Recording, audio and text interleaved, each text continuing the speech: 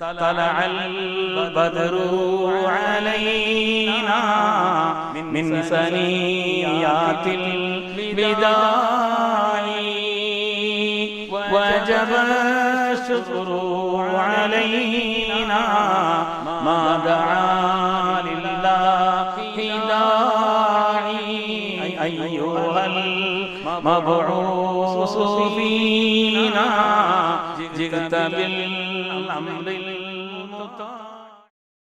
بسم الله الرحمن الرحيم. கண்ணியமிக்க முஃமினீன்களே, இஸ்லாம் நமக்கு கற்றுத் தந்திருக்கக்கூடிய மிக உயர்ந்த கலாச்சாரங்களில் ஒன்று, எந்த ஒரு நிலையிலும் நாம் நீதி தவறக்கூடாது. நம்முடைய தனிப்பட்ட வாழ்க்கை, குடும்ப ரீதியான வாழ்க்கை, சமூக ரீதியான பிறர் தொடர்புள்ள வாழ்க்கை, எதிலேயும் நீதியை அல்லாஹ் தஆலா ரொம்ப வலியுறுத்துகிறான். அதனால்தான் ஒவ்வொரு ஜும்ஆவிலும் குத்துபாவிலே ஓதப்படுகிறது, இன்னல்லாஹ யஅமுரு பில் அத்லி வல் இஹ்சான். அல்லாஹ் உங்களுக்கு நீதத்தை கொண்டும் உபகாரத்தை கொண்டும் கட்டளையிடுகிறான் என்று சொல்லப்படுகிறது. அதனாலே நீதம் என்பது மார்க்கத்தை பொறுத்தவரையிலே மிக மிக வலிமையானதும் மனித வாழ்க்கையினுடைய லட்சியமாக கூட அதை சொல்லி காண்பிக்கிறார். இன்னும் சொல்ல போனால் மனித வாழ்க்கையினுடைய ஈடேற்றத்திற்கு ஸல்லல்லாஹு 3 காரியங்களை சொல்வார். ஸலாசுன் முன்ஜியாத்துன், 3 காரியங்கள் உங்களுடைய வாழ்க்கையில் ஈடேற்றத்தை தரும்.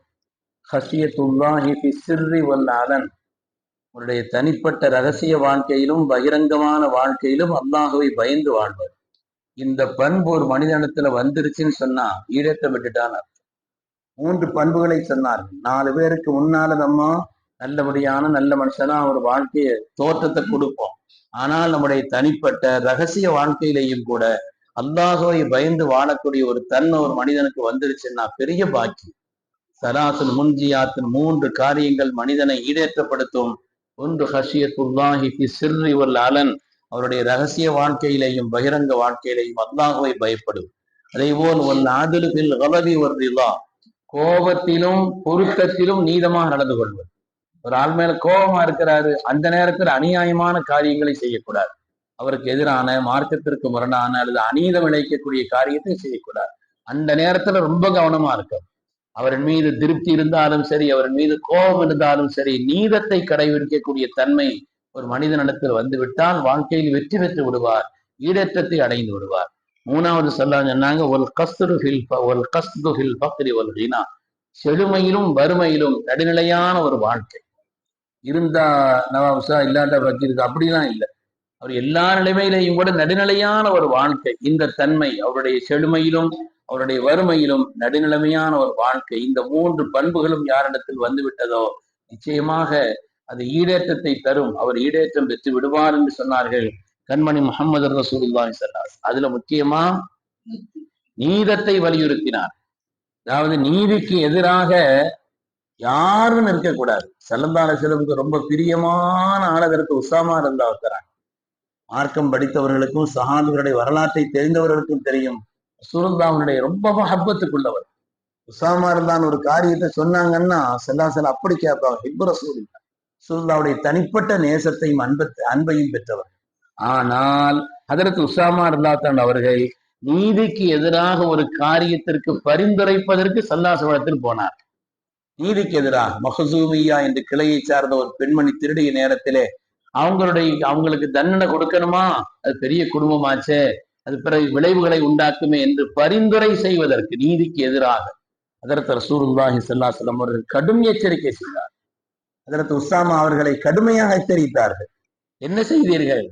அத்தஷஃபஉ ஃபிய ஹத்தின் மின் ஹுதூதில்லாஹ், அல்லாஹ்வுடைய தண்டனை நிறைவேற்றுவதற்கு எதிராகவா நீங்கள் என்னிடத்தில் சிபாரிசுக்கு வந்திருக்கிறீர்கள்?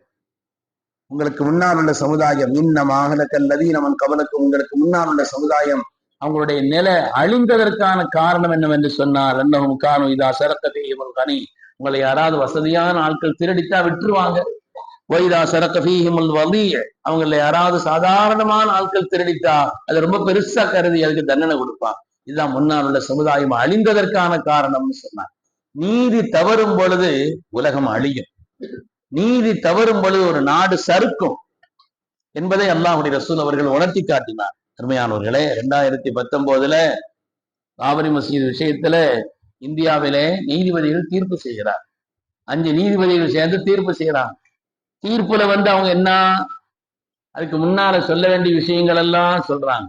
600 ஆண்டு காலம் இது பள்ளியாக இருந்தது உண்மையா? உண்மைதான்.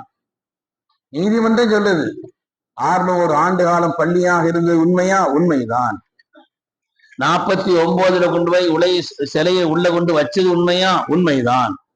92 டிசம்பர் 6 அதை இடித்தது உண்மையா? அது உண்மைதான். அப்ப இடித்தது உண்மை என்பது மாத்திரமல்ல, அது குற்றமும் கூட.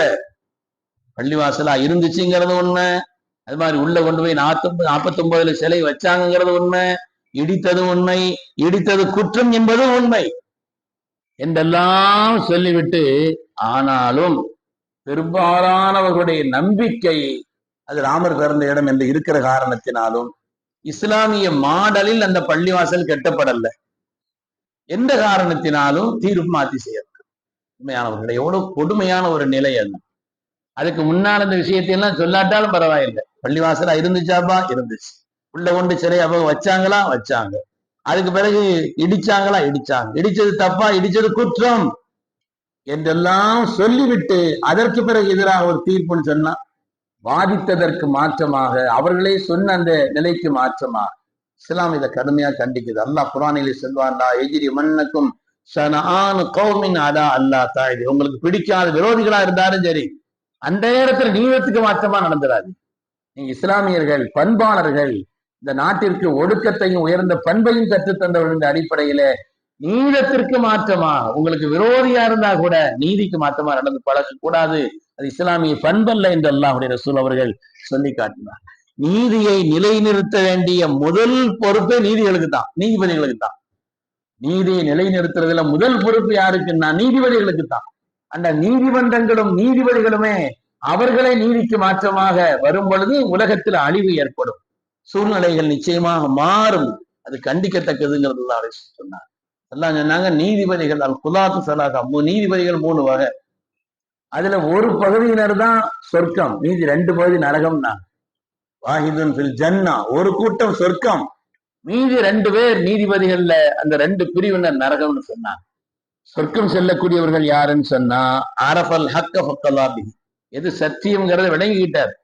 விளங்கி அதை அடிப்படையா வைத்து தீர்ப்பு செய்தார். யாருக்கும் வளைந்து கொடுக்காமல், எந்த காரியத்திலும் வளைந்து போகாமல், உண்மை என்ன விளங்கின பிறகு தீர்ப்பு செய்தா அவர் சொர்க்கவாசி.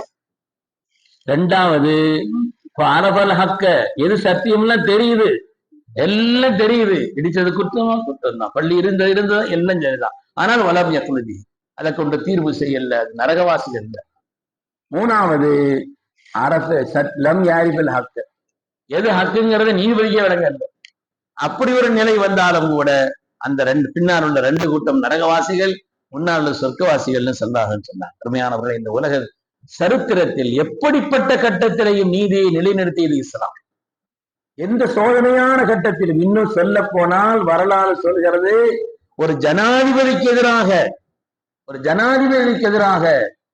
ஒரு நஸ்ரானிக்கு, ஒரு வேதக்காரருக்கு, இஸ்லாத்திற்கு எதிரான நிலையில் இருந்தவருக்கு ஒரு தீர்ப்பை சொன்னது மார்க்கம். அலி ரலியல்லாஹு தஆலா அவங்களுடைய கடிவாளம், குதிரையினுடைய கடிவாளம் காணாம போச்சு. அதாவது நஸ்ரானி திருடிட்டு போயிட்டார். திருடிட்டு போய் அவர் என்னன்னா சந்தையில வச்சு வித்துக்கிட்டு இருக்கார். அதற்கு அலி ரலியல்லாஹு பார்க்கிறான் தன்னுடைய கடிவாளம். எனவே அந்த நேரத்துல நீதிமன்றத்துல சொல்றாங்க, இது என்னுடைய கடிவாளம்னு சொல்லி பிரச்சனை அங்க வருது. அவர் சொல்றார் இல்லைங்கிறார், இது என்னுடைய கடிவாளம்ங்கிறார். நீதிபதி காதி சுரைகள் எல்லாம் கேட்கிறார்கள், அது ஜனாதிபதி இடத்தில் கேட்கிறார்கள், அது உங்க இதுங்கிறதுக்கு ஆதாரம் என்ன, உங்க இதுக்கு ஆதாரம் என்னன்னு சொன்னா, ஆதாரம் எனக்கு ஒண்ணு பிள்ளைகளுக்கு, என் பிள்ளைகளுக்கு தான் தெரியும்னா, அது சாட்சியை எடுக்க முடியாதுன்னா. அதுக்கு மாற்றமாக அவருக்கு தீர்ப்பு செய்தார். யார் திருடிட்டு போனாரோ, வெளிப்படையா ஆதாரங்கள் நிரூபிக்க முடியலன்னு சொல்லி அவருக்கு சாதகமாக உங்களுக்கு தீர்ப்பு சொன்ன உடனே களிமா சொல்லிட்டார். ஒரு ஜனாதிபதிக்கு எதிராக உலக வரலாற்றில் வெளிப்படையான ஆதாரங்களை கொண்டு வர இயலாத ஒரு நிலையிலே ஜனாதிபதியாக இருந்தாலும் கூட அவர்களுக்கு எதிராக சாட்சி அவங்களிடத்தில் இல்லாத காரணத்தினால் இவங்களுக்கு தீர்ப்பு செய்யணும்னு சொன்னாங்க. வரலாறு. அதற்கு உமருல்லாஹ்வுடைய காலம் மஸ்ஜித் நபவி விஸ்தரிச்சாங்க, பள்ளியை விஸ்தரிச்சாங்க, இடம் பத்தலன்னு சொல்லி. அப்பாஸ் ரலியல்லாஹு தஆலா அவங்களுடைய வீடு மஸ்ஜித் நபவி ஒட்டி இருந்துச்சு. அதற்கு உமர் ரலியல்லாஹு தஆலா அப்பாஸ் ரலியல்லாஹு கேட்டாங்க, அதை நீங்க இறக்கி தரலாமான்னு சொன்னாங்க. இல்ல தர மாதிரிலாம் இல்லைன்ட்டா. எங்க அன்பளிப்பாக தாங்கலங்கன்னா அன்பளிப்பும் தர முடியாதுன்னா. அப்ப அந்த நேரத்துல பள்ளி விஸ்தரிக்கணும். இதற்கு அப்பாசம் தான் வீடு, சுடைய பெரிய தகப்பனா இருக்கிற வீடு, இது இடைஞ்சலா இருக்குது. அதர செய்தினா அமருல்லாத்தரானு இடிச்சிட வேண்டியதான முடிவு பண்ணிட்டான். அந்த நேரத்துல அதர செய்தினா உபயோகம் காபருல்லாத்தரானு பொறுப்புல ஜட்ஜ்மெண்ட் பொறுப்புல இருந்தாங்க. அவங்கள்ட்ட கேட்கிறாங்க. அவங்க சொன்னாங்க, குல்லமா பனா ஹாயித்தன் அஸ்பஹ முன்ஹதிமன். அதில் சுலைமான் அலைஹிஸ்ஸலாம் அவங்க வந்து இதை கெட்டும் பொழுது, பைத்துல் முகத்தஸை கெட்டும் பொழுது ஒரு பகுதியை கெட்டுவாங்களாம், சுவர காலையில் இடிஞ்சு கிடக்குமா. என்ன காரணம்னா, அது முறையாக பைத்துல் மாலுடைய சொத்து இல்லை, வேற ஒரு ஆளுக்கு உள்ளது. எனவே முறையாக இல்லாவிட்டால் அது நிலைக்காது, சரி வராதுங்கிறத ஹதரத் அபூபக்கர் அவர் தான் சொன்னாங்க. அதற்கு உமர் அல்லாஹ் தரணும். அவங்க அதுக்கு மாற்றமா அப்பாஸ் தான் தீர்ப்பு செய்ய விரும்பல. சரி, அது உங்க வீடு, உங்க விருப்பம் தான். அதுக்கு பிறகு அதற்கு அப்பாஸ் அல்லாஹ் தரணும் நீதியை நிலைநிறுத்துவதற்காக நான் இதை செய்தேன்னு சொல்லிட்டு மஸ்ஜித் நபவிக்கு அது அன்பளிப்பா கொடுத்தாங்கன்னு பார்த்து. இஸ்லாமிய வரலாறு நெடுக, இஸ்லாமிய வரலாறு முழுவதும் நீதியின் நிலைப்பாடு நிறைந்திருக்க.